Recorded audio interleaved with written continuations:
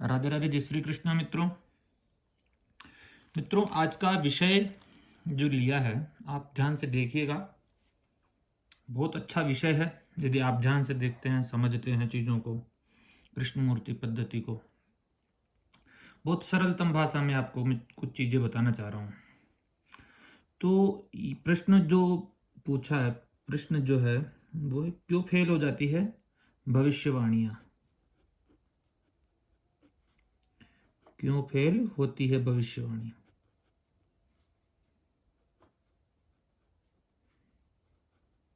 आप एक एक चीज़ों को देखोगे तो आप अच्छे प्रकार से समझ पाओगे कृष्णमूर्ति पद्धति और ज्योतिष को। तो ये प्रश्न है कि क्यों फेल हो जाती है भविष्यवाणी। मित्रों, कभी कभी अपन क्या करते हैं, जो भी ज्योतिष का कार्य करते हैं, हम भाव को देख लेते हैं, भाव के स्वामी को देख लेते। वैदिक ज्योतिष के अनुसार मैं आपको वैदिक ज्योतिष के अनुसार लिख देता हूँ। कारण थोड़ा सा मैं आपको यहाँ पे समझा देता हूँ। वैदिक ज्योतिष,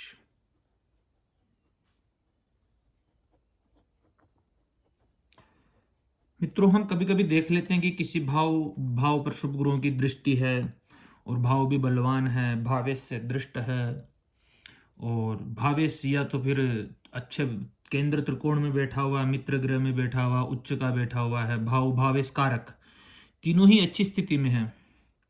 लेकिन फिर भी हम उस भाव से संबंधित भविष्यवाणी करते हैं तो कहीं ना कहीं वह भविष्यवाणी संदेह के घेरे में हो जाती है और वह फलित नहीं होती है, फेल हो जाती है आपकी भविष्यवाणी।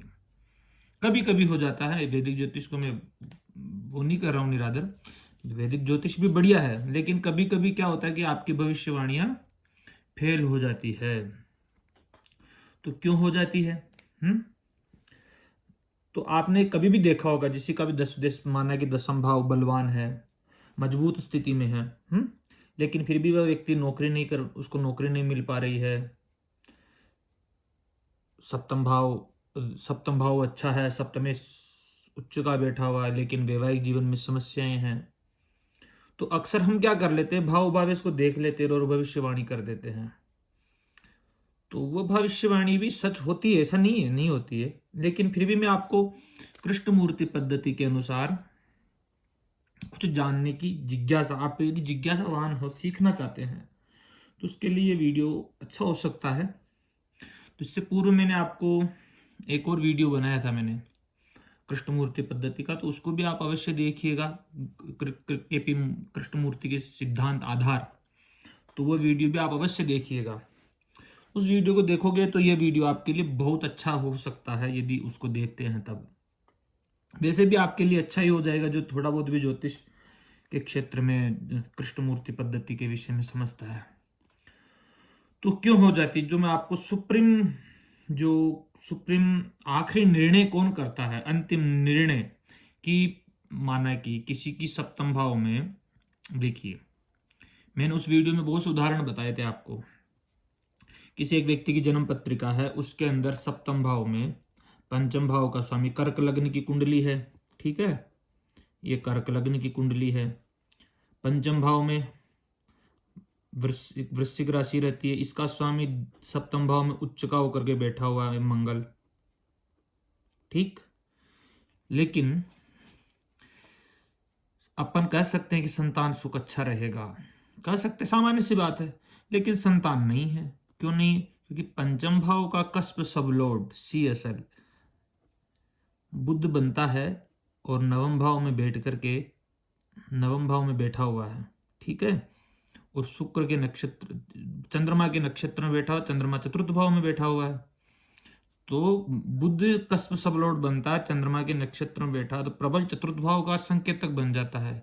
इस कारण संतान पक्ष में बाधा हो जाती है। इसी चीज को मैं कस्प सब लॉर्ड को आधार लेकर के इसको समझाना मैं आपको चाहता हूं कि आप CSL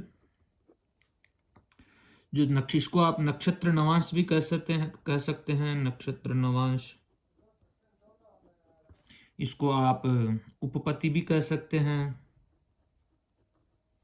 इसको आप एसएल भी कह सकते हैं, ये एक ही नाम है, आप कह सकते हैं।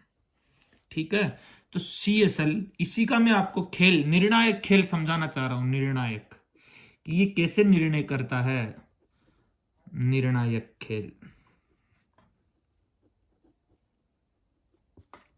और यदि आप निर्णायक खेल सीखना चाहते हैं तो वीडियो को अंत तक देखिएगा, आराम से देखिएगा, धैर्यता से। तो मैं आपको कुछ चीजें समझाऊंगा, उससे पूर्व आगे मैं आपको पढ़ाने लगूं कुछ चीजें, तो आपको उससे पूर्व कुछ चीजें जान लेनी चाहिए। ये है, आपको नोट्स दिख रहा होगा मेरा। पहले मैं आधार बता रहा हूं, फिर मैं इसको आपको समझाऊंगा कि कैसे क्या करना पड़ता है। किसी विशिष्ट प्रश्न की जांच के समय अथवा किसी समस्या विशेष के लिए संदर्भ में किए गए प्रश्न के सिलसिले में उक्त संदर्भित विषय दर्शाने वाले भाव के नक्षत्र नवांश को देखना व जांचना अनिवार्य होता है। भाव एवं उस भाव का नक्षत्र नवांश निर्णायक तत्व होते हैं। भाव के नक्षत्र नवांश की उचित जांच ही व्यक्ति को निर्णय लेने में सशक्त बनाती है। उस भाव संबंधी किया गया प्रश्न या समस्या का समाधान वही निर्मित करता है। तो मैं यही चीजें मैं आपको समझाना चाहूंगा कि कैसे निर्णायक होता है ये भाव। ठीक है, तो इसको चार भागों में, सबसे पहले तो आप समझिए भाव, हमें क्या विचार करना है, आप समझिएगा पहले। जैसे को तो सर्वप्रथम ध्यान से सुनिएगा, और ध्यान से यदि आप इस वीडियो को देखते हैं तो आप बहुत कुछ सीख सकते हैं, जो बहुत सरल है। ठीक है, तो आपको मैं सीएसएल का खेल समझाना चाहता हूँ, सीएसएल कैसे फल देता है। सर्वप्रथम आपको देखना भाव क्या है। भाव, इसको अपन इंग्लिश में हाउस भी कह सकते हैं। ये बताता है कि ये क्या बताता है, आप सोचिए। ये बताता है क्या, मतलब क्या। अब आप समझोगे कि ये क्या है, मतलब उदाहरण में बताऊं। उदाहरण के लिए धन, आप धन का विचार कर रहे हैं तो सेकंड भाव।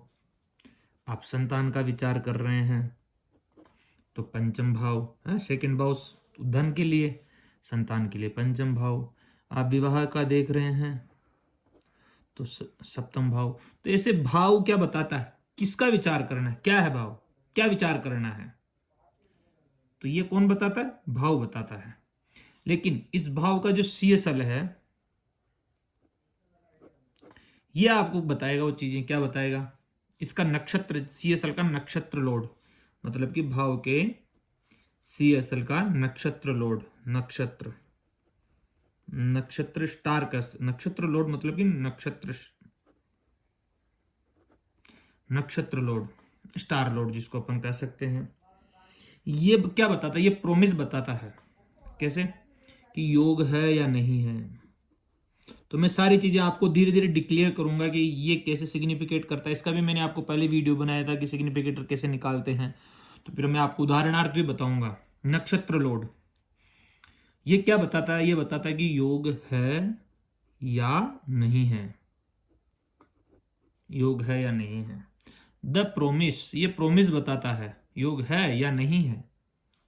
तो बस इतनी सी आप इस चीज को समझ लीजिए, योग है या नहीं, द प्रोमिस। लेकिन इसका सीएसएल जो है नक्षत्र नवांश, जिसको अपन कह सकते हैं,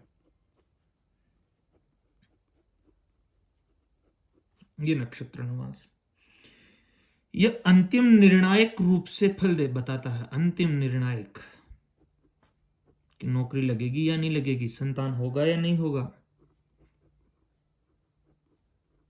प्रेम संबंध चलेंगे या नहीं चलेंगे। अंतिम निर्णायक है ये। इसको अपन कह सकते हैं, हाँ, इसको अपन कह सकते हैं ना। यही आपको प्रदर्शित करेगा नक्षत्र नवांश। अंतिम मुहर लगा देता है मित्रों, ये आप समझिएगा, अंतिम मुहर, अंतिम मुहर कौन लगाता है, अंतिम मुहर नक्षत्र नवांश करता। भाव का कस्प सबलोड तो आपको भाव से संबंधित फलों को बताएगा, लेकिन उसका नक्षत्र लोड प्रोमिस देखो वहां पर, उसके नक्षत्र लोड की, फिर उसके बाद में देखो नक्षत्र नवांश उस ग्रह का, उससे आपको पता, ये आपको अंतिम निर्णायक देगा। मतलब कि पहले तो भाव का एसएल लो, सब लोड, फिर उसका एनएल नक्षत्र लोड लो, फिर उसका सीएसएल लो। आप ऐसे इसको समझ सकते हैं अच्छे प्रकार से।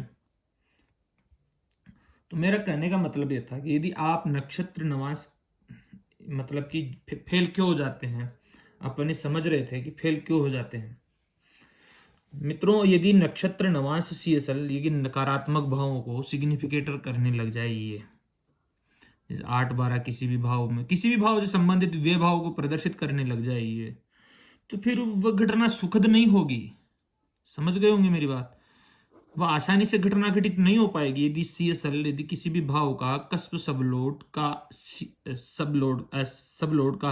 सीएसएल यदि उस भाव से इस भाव से यदि इसके जो सिग्निफिकेटर इंडिकेटर है, जैसे कोई तो ये भले ही आपको 7 विवाह के लिए पूछे, 7 2 11, ये भी आपको 11 बता रहा है और 2 बता रहा है, 7 भी बता रहा है, लेकिन यदि ये 1 6 10 बताने लग जाए सीएसएल, तो ये घटना जो घटित होगी विवाह की, ये सुखद नहीं हो पाएगी।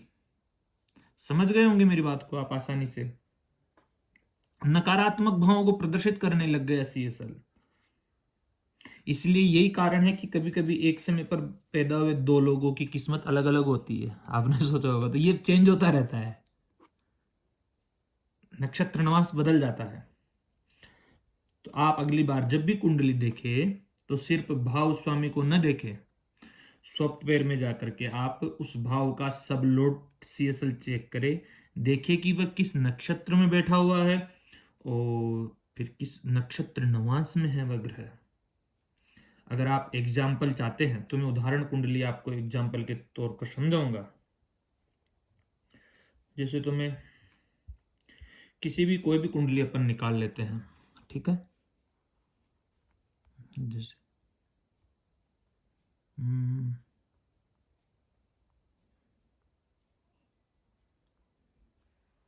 चलो ये ले लेते, चलो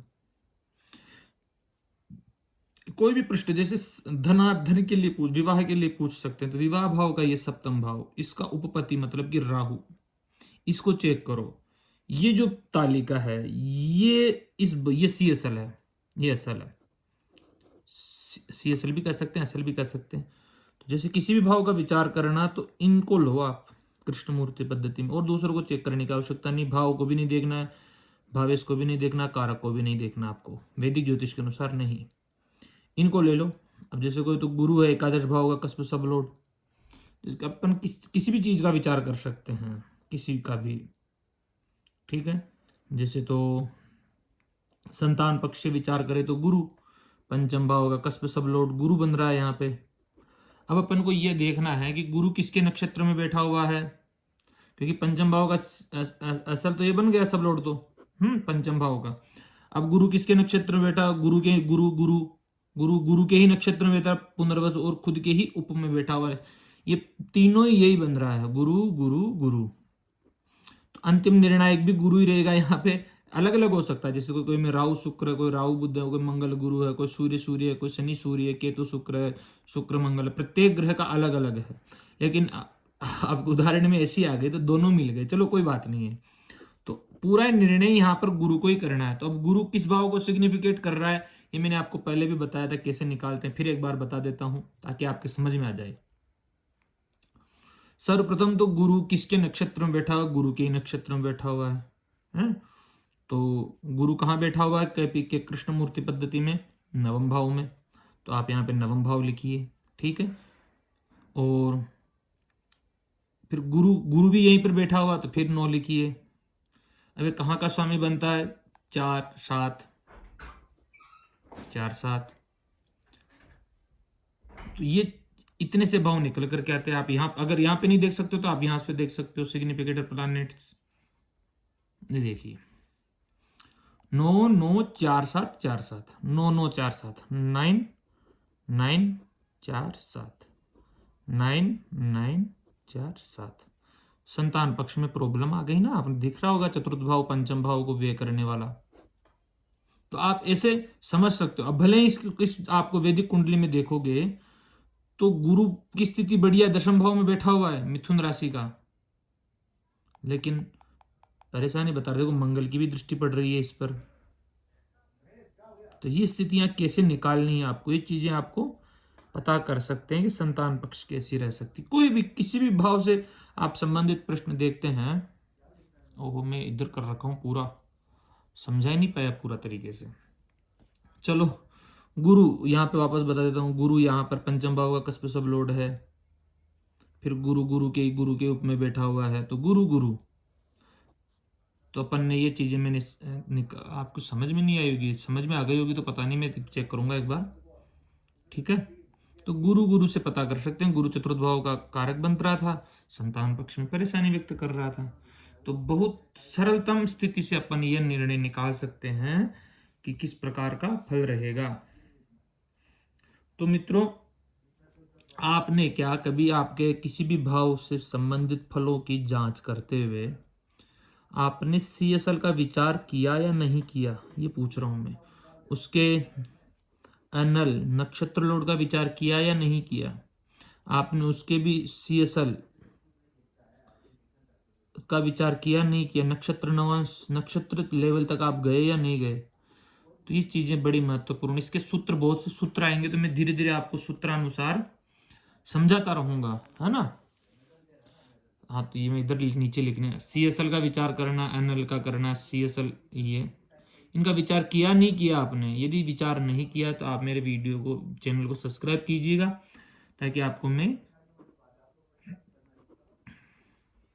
क्लास 3 इसके अंदर आपको मैं समझा सकूं आसानी से। धन्यवाद मित्रों।